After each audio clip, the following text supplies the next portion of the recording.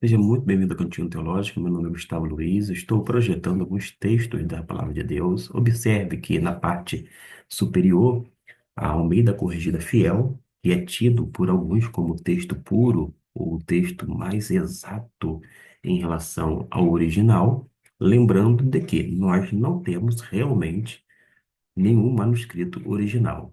Além do que, a Almeida Corrigida Fiel, ela trabalha com base no textos receptos. Todavia, nós temos mais textos receptos do que nós podemos entender. Por exemplo, nós temos pelo menos 6 edições de textos receptos. 3 delas, inclusive, por Erasmo de Roterdã. Mas a despeito do textos receptos, que é justamente o manuscrito utilizado para traduzir a Almeida Corrigida Fiel, nós temos outros manuscritos, como o chamado crítico ou eclético, do qual a NVI se baseou.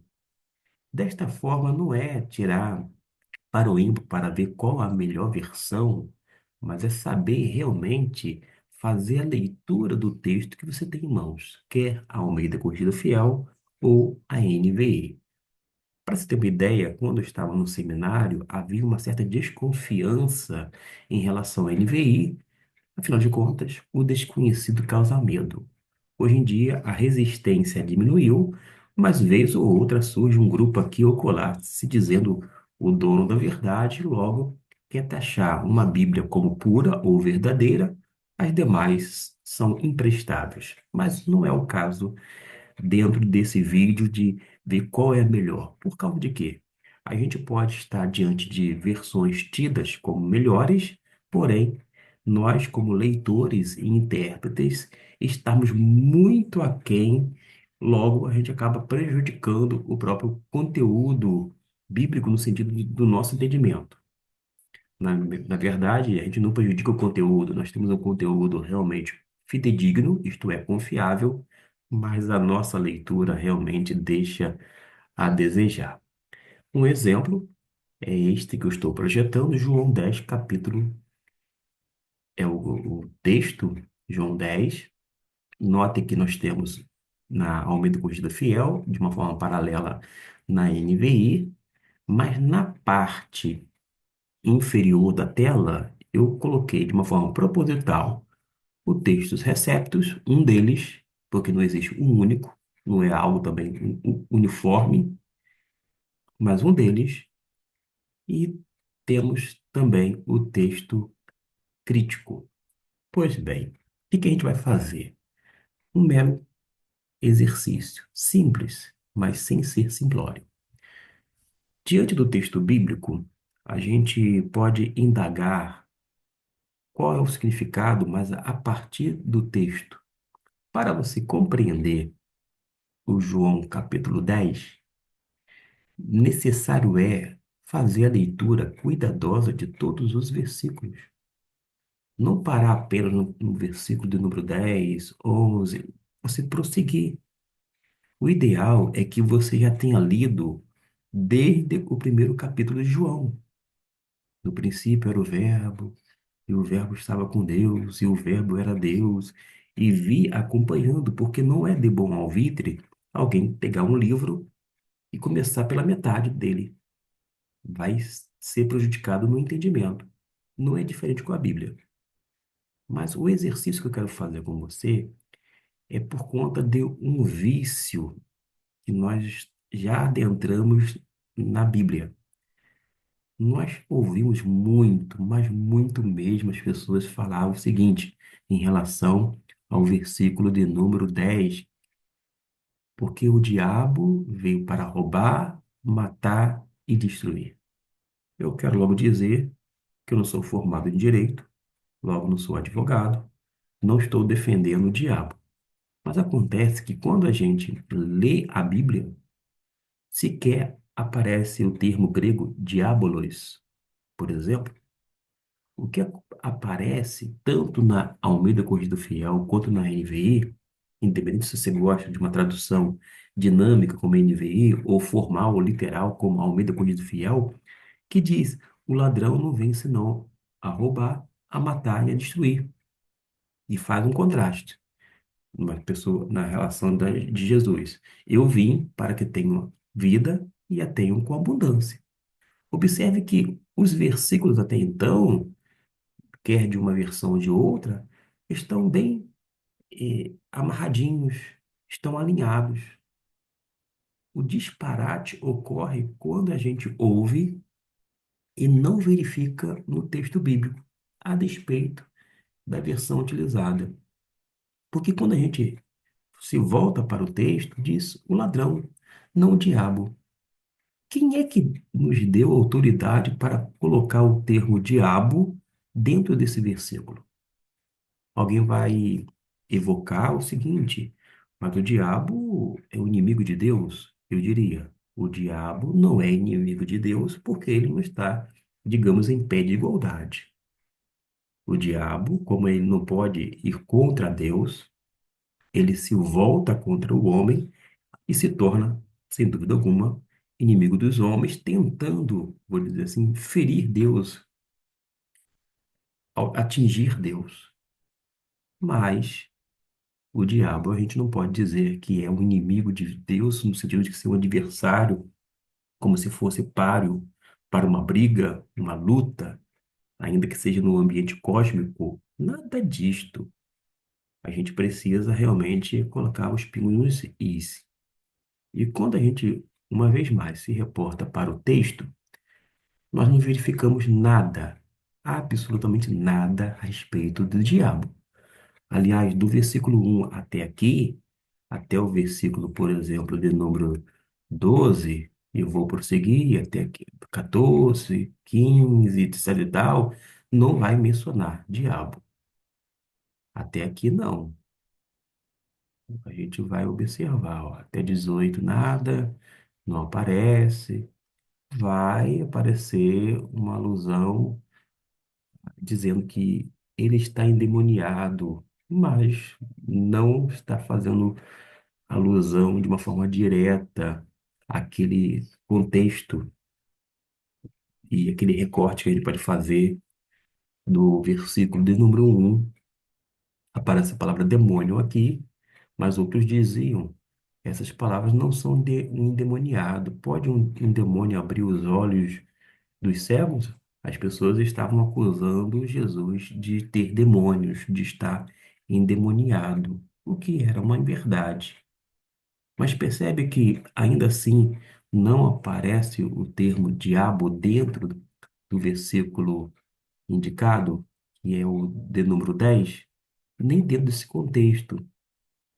Mas qual é a razão das pessoas inserir no texto algo que realmente não se encontra?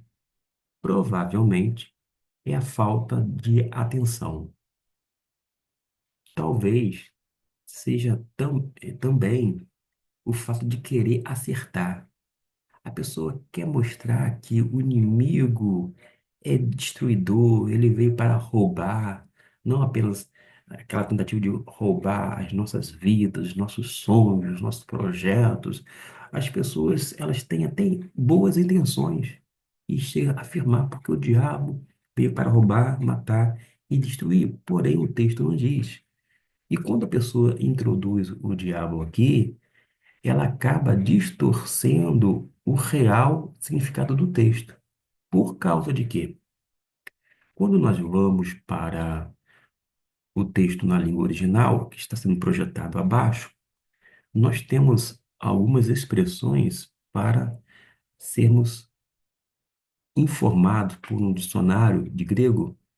Quando eu analiso, por exemplo, esta palavra no grego, utilizando o dicionário de Strong no português, cleptes, da onde nós temos aqui crepse, a maneira que está sendo, eu vou destacar aqui, dita nesta versão. E aqui mais vou destacar clepse, clepse. Feita a leitura, a pronúncia, coloco aqui o mouse em cima e olha aqui que nós temos de informação. Roubar, cometer um roubo, levar embora pelo roubo, tomar pelo furto, naturalmente, a gente vai eh, colocar dentro do texto e contexto. Ou seja, a gente sabe que alguém que está agindo desta forma de roubar, ou dependendo do contexto, não é aqui necessariamente de furtar. Mas a quem se refere? Jesus está falando aqui sobre o diabo, e é bom que se diga uma coisa. Certa vez eu falando que em João 10:10 não menciona o diabo. E um aluno de um curso menor, dentro da área de teologia, falou o seguinte: mas então o pastor está afirmando que não existe o diabo? Eu falei, gente, não estou falando que o diabo não existe. Eu estou mencionando que o texto, nesse versículo 10 não menciona o diabo e não está falando sobre o diabo. Mas está falando sobre quem então? Bom, quando a gente reporta, separa os versículos, independente de você ter uma tradução como Almeida Corrigido Fiel ou NVI, você vai observar que Jesus começa de uma forma bem, bem solene, porque ele tem uma importante mensagem a dizer. Tanto é que no grego ele começa Amém, Amém, ou seja, na verdade, vos digo. Destaquei aqui embaixo no texto crítico, Amém, Amém, que é Amém, Amém. E quando Jesus falava Amém, Amém, as pessoas prestavam atenção. Haveria um tom solene, mas tinha uma verdade relevante a ser dito. Tanto é que ele diz, Amém, Amém, no grego estou pronunciando, Lego rimin, ou seja, na verdade vos digo, Amém, Amém, e vos digo que aquele que não entra pela porta do curral das ovelhas, mas sobe por outra parte, é ladrão e salteador. Havia um local onde deixava as ovelhas, seria, nesse caso, o curral, ou o chamado aprisco. Era a questão, vou dizer assim, normal. Eram cercados geralmente por pedras, tinha o porteiro, além de o pastor conduzir o seu rebanho para ficar lá e pernoitar. Mas, detalhe, havia sim o pastor que conduzia o rebanho, porém havia um outro personagem, que era justamente o porteiro. E ele menciona que quem não entra pela porta, ou seja, pelaquela entrada, é ladrão e salteador, porque ele ia tentar, dentro daquele curral ou aprisco, e por trás, tentando, vou dizer assim, surrupiar, pegar alguma ovelha. Aquele, porém, que entra pela porta é o pastor das ovelhas. Ó, note bem a informação. A este, o porteiro. O porteiro não pode ser confundido com o pastor. Uma coisa é o porteiro, outra coisa é o pastor das ovelhas que leva até o aprisco ou o curral as ovelhas. E vai dizer: chama e ouve a sua voz, e chama pelo nome as suas ovelhas e os traz para fora. Note que a NVI e a Almeida Corrigida Fiel caminham alinhada, sem nenhuma dificuldade, sem nenhuma aparente, vou dizer assim, discrepância, nada disto. Mas tem algumas informações que a gente vai obter quando ele conta a parábola, justamente no versículo de número 8. Porque Jesus fala assim: todos quantos vieram antes de mim são ladrões e salteadores. Vieram antes dele em que época? Como? Se a gente estudar a história da época de Jesus naquele período da Palestina, muitas pessoas se diziam Messias. Seria o salvador da pátria, porque o Império Romano subjugava o povo judeu. Muitos vieram e alguns deles, inclusive, tiveram mais discípulos do que o próprio Cristo Jesus. Tem um deles que, quando a gente analisa a história, e tudo é nominado, tem nome, tem todos os pormenores catalogados, ou seja, foram documentados pela história, que atribuía-se à levitação. Bom, se Jesus andou por cima do mar, existe alguém, pelo menos historicamente, se foi comprovado ou não, eu não sei, eu não estava lá para saber, mas que foi atribuído essa possibilidade de levitação, a pessoa levitar. Que coisa! Então Jesus chama essas pessoas que vieram antes dele como ladrões e salteadores, mas as ovelhas não os ouviram, porque tem um distinto, algo distinto, ou seja, o quê? A ovelha ouve a voz do seu pastor. Isso é essencial. E Jesus vai dizer: Eu sou a porta. Naturalmente que Jesus não é a porta, é uma necessariamente física, é uma metáfora, uma figura de linguagem. A gente não pode interpretar ao pé da letra. Não é porque foi traduzido pela Almeida Corrigida Fiel ao pé da letra, e nós temos uma tradução ao lado, que é uma tradução dinâmica, ninguém vai traduzir porta como algo literal. E a gente prossegue. E Jesus vai dizer que o ladrão não vem senão a roubar, matar e a destruir. Eu vim para que tenham a vida e a tenham com abundância. Ou seja, nós temos esta informação da parte de Deus. Ou seja, nós temos a ciência de que aquelas pessoas que vieram antes de Jesus, que se diziam Messias, por sua vez tinham ensinos, mas eram falsos profetas, falsos mestres. Eu poderia dizer pseudos messias. Tanto é que quando a gente se reporta ao dicionário de Strong uma vez mais, coloca como defraudador, ratoneiro e uma outra possibilidade, e que nos ajuda bastante. O nome é transferido para falsos mestres que não cuidam em instruir homens, mas abusam de sua confiança para o seu próprio ganho, ou seja, atua como mercenário, eles são ladrões, são assaltantes.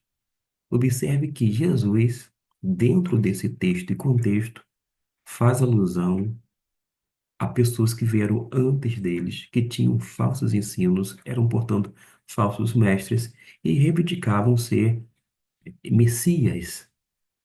É isto que o texto está dizendo. Uma vez mais, repito, em hipótese alguma, vai encontrar, quer no texto recebido, quer no texto crítico, o vocábulo diabo, porque aqui realmente não se refere ao diabo. Aqui está falando, como eu disse, sobre esses falsos mestres. Daí você vê a importância de, mesmo ter uma versão, qualquer que seja, saber fazer a leitura correta, atenciosa, considerando não apenas algumas palavras soltas, mas texto e contexto. E algumas informações extras bíblicas podem nos ajudar a compreender, porque nós não sabemos exatamente como era aquele tempo, como era a questão religiosa, política, social, religiosa, etc. e tal. Mas nós obtemos várias informações e transformamos estas em conhecimento para que tenhamos uma noção e possamos então nos situar contextualmente a fim de entender a mensagem da parte de Deus. De modo que eu apresento pelo menos duas versões em grego, texto crítico, texto receptus, um deles, e como eu disse, existem outros, e duas versões. A questão não é qual é a melhor, a pergunta é: você entendeu realmente o que o texto está dizendo? Porque o problema todo, muitas vezes, não é a versão, não é a tradução, é quem está, vou dizer assim, por trás, por exemplo, desta tela de notebook ou por trás de uma Bíblia. Às vezes é uma questão de interpretação nossa, uma leitura que já sai prejudicada, viciada. A pessoa já projeta o termo diabo, mesmo não tendo na Bíblia. Desta forma, eu quero chamar a sua atenção para a necessidade de a gente comparar, mas fazer também uma leitura cuidadosa, sem pressa, atenciosa, criteriosa, considerando, digo uma vez mais, não por falta de argumento, mas por uma questão didática para reforçar, analisando texto e contexto. Deus abençoe e até o nosso próximo vídeo.